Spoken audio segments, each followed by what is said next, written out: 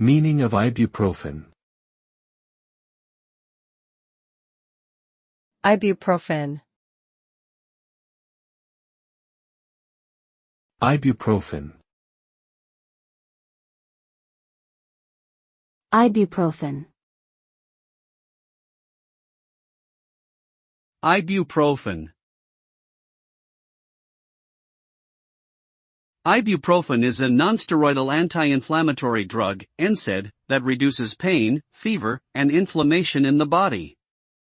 The word ibuprofen comes from its chemical name, isobutylpropanoic phenolic acid. It works by blocking the production of certain chemicals in the body that cause pain and inflammation. Ibuprofen is commonly used to treat headaches, toothaches, menstrual cramps, and arthritis. It is available over the counter in lower doses and by prescription at higher doses. However, ibuprofen can cause side effects such as stomach ulcers, gastrointestinal bleeding, and kidney problems if not taken properly.